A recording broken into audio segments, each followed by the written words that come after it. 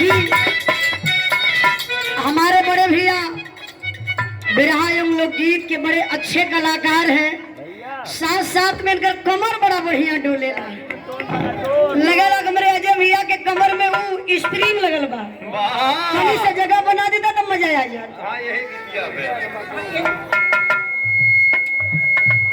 अच्छा हाँ देखी जब मास्टर साहब कला गड़ी गड़ी जाए हमारे हथवा में कलमिया गड़ी गड़ी जाए तो इनके मन में एकदम 61-62 चले लगे हम मास्टर साहब के प्रति।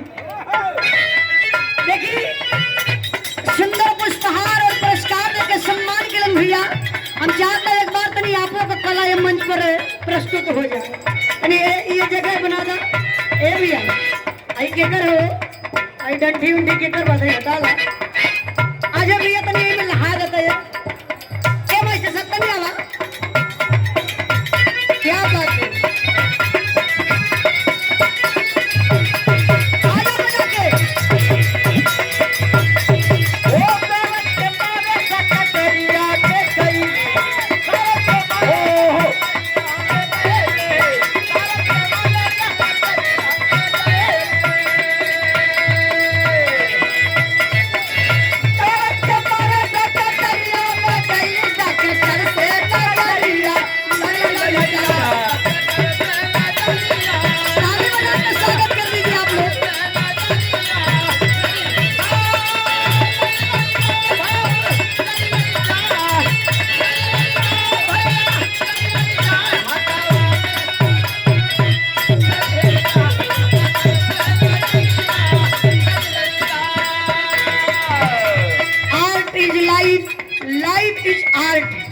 कला ही जीवन है।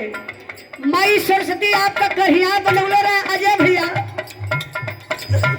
इनका कढ़िया हमेशा हमेशा के लिए ऐसे हिलावल करन इनका कमर हिलत रहे। देखी बड़ा बढ़िया आप लोगों के बिरहा सुने के मिलल सब भाई के अच्छा लगल।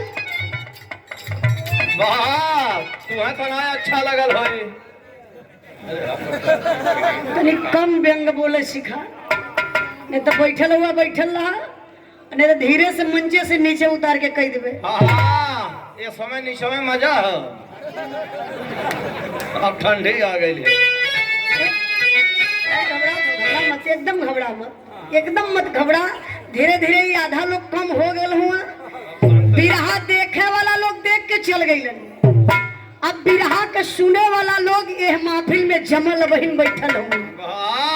तो देखिए बड़ा बढ़िया बिरहा रहल सब भाई के अच्छा लगल हमके भी बढ़िया लगल।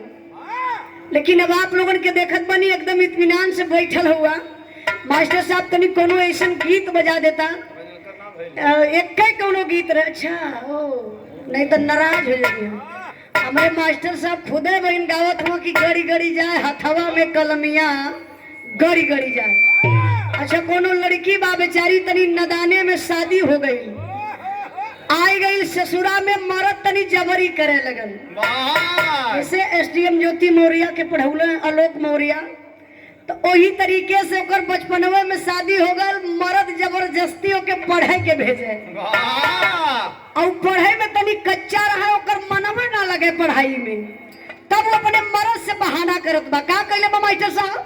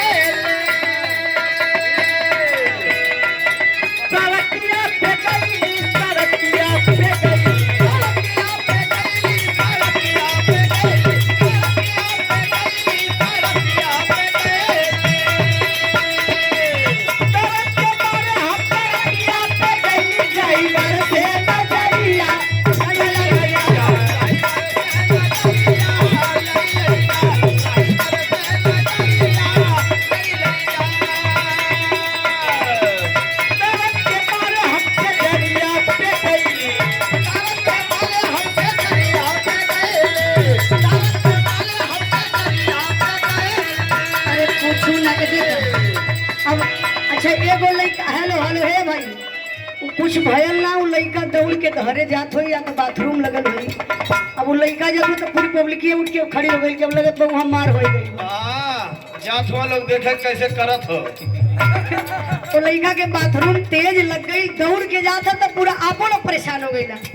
अरे यही है बाथरूम का कि लड़का खुदे पे आके बैठे जाई। आप लोग जहाँ बैठल बा इत्मीनान से बैठल बा, कोई बात नहीं है कि आप लोग उधर देखा लगना। 51 रुपए का पुरस्कार देकर सम्मान करन पप्पू राजभर बड़े भैया जी की तरफ से बहुत बहुत प्रणाम, आशीर्वाद का चाह रही। आओ मास्टर साहब।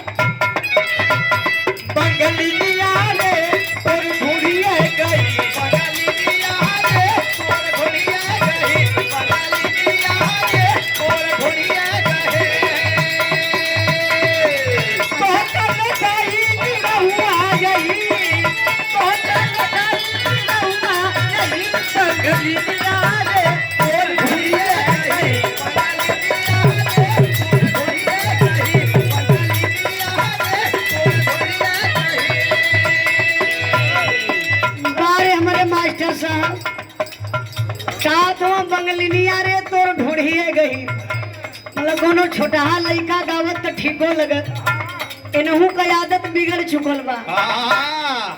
बुढ़ौती में ढोढ़ी देखत हूँ। तनी उम्र देख के चला मास्टर साहब। सामने देखा पंडाल बनल है, दुर्गा माई का प्रतिमा बा।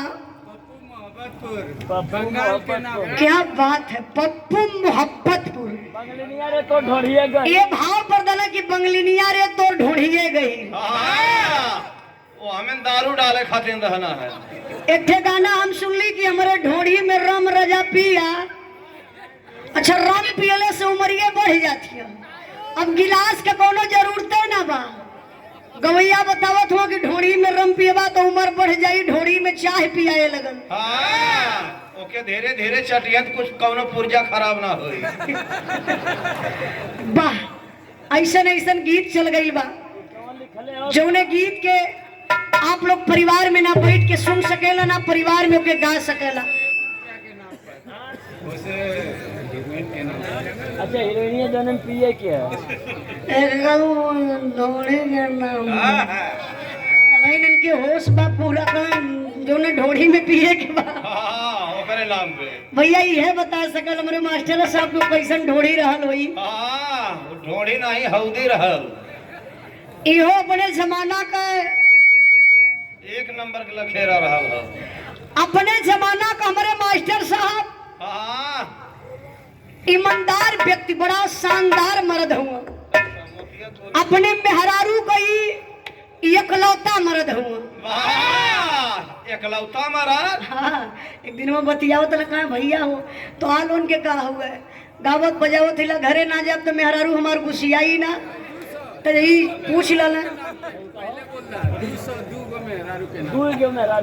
इनके दिलवा का बतिया तू कैसे जान गया। देखी, 200 रुपए का पुरस्कार कर दू मेहरारू के नाम पर। वैसे सच्चाई बा कि हमारे मास्टर साहब के इस समय वर्तमान में 2 मेहरारू है। 2 मेहरारू वर्तमान में रखले हुए। अच्छा, जाना थी गाय बजाए के जाइए तनकर मेहरारू इनसे बड़ा मोहब्बत करेले भैया। हम तो ये कहा कि ये के भगवान मेहरारू दे, हमारे मास्टर के मेहरारू नियर मेहरारू दे। गाय बजाए के जाइए तनकर मेहरारू पहले इनके भर एकवारी पकड़ैले, पकड़ के मौसम धरावेले। मौसम कैसन? अरे तनी खुश हो जाए। अच्छा, देखा बड़ी चलाक मेहरारू बा। अखबारी में ये लिए पकड़ी ओके 500 के नोट से बड़ा मोहब्बत बा। धीरे से इनके थैली में हाथ डाल दे। डाल को ही में से टोवेले। का टोवेले? कि देखी हो कि गायब के दहला का पैसावा हो। हाँ, सही बात हो। इनकर मेहरुआ थैलिया में हाथवा डाल के धीरे धीरे वही में गिनने शुरू करी। अगर 500 वाली नोट है तो के धीरे से निकाल के उठा के रखी कहाँ है? ब्लाउज ऑफ इंडिया में। ये कौन बैंक है? वहाँ से पॉकेट न मरा ले। अच्छा, वो बैंक में रख के अब का करी? देखा माने लगल मेहरारू। कहा जाला कि माई पेट देखे ले। मेहरारू पेट देखे ले। कुछ ना ज्ञान ना ना ना अब हम जाने के लिए तोरे कोनो ज्ञान ना मेहरारू पेट देखे ले माई जेब सॉरी माई पेट देखे ले मेहरारू जेब देखे ले 500 वाली नोट इनकर मेहरारू पाए गई बा दीवाना भैया ना तो जानत हुआ का होला एड़ी से कपारे ले तेल धराई के यही मास्टर साहब के आ जौने दिन इनकर मेहरारू 500 वाली नोट ना पौलस भैया वही के बाबू के लगावे शुरू कर ले। अच्छा काहे इनके बाबू के तेल लगावे ले अब 45,000 पेंशन पावत हम। इनकर मेहरारू हमारे मास्टर साहब का वो पैसा में चलबे करे ले। अरे ऐसा मत बोल दा कि गाजीपुर में क्यों भैया पैसा वाला तनी ज्यादा हो तो टिकट आजा बुक करा ले। बयाने से मास्टर साहब के घरे लाइन लगे नहीं आप महान हैं बहुत अच्छे इंसान हैं गावत हुआ बगलिनिया तो ढूंढिए गई वो कहीं कोनो भक्ति गई है तनी मानो के अंदर आत्मा से खुशी मिली। प्रधान जी ये हुआ ना हो अब 50 से मेरे प्रधान जी का नमो कहा ये देखिए प्रधान जी का 50 रुपया लेवे के 500 का नोट है बीकापुर के धरती से 50 रुपया हमके लेवे के बाद 450 रुपया ये हमहन के बांट लेवे के हो। अरे बेईमान आदमी ऐसे थोड़ी ना होला ऐसे होला पूछ रहा ये प्रधान जी 400 आपके चाहिए वापस ना अच्छा 50 रुपया हम ले 450 रुपया हमने ले ले हमने जब 5 मिला 450 रुपया वापस के दिया। आई मास्टर साहब बड़े इत्मीनान से आप लोग बैठल हुआ कोनो तनी बढ़िया जनार्दन प्रधान। अच्छा जनार्दन प्रधान जी अब इनका अपन नाम याद कर बोना है।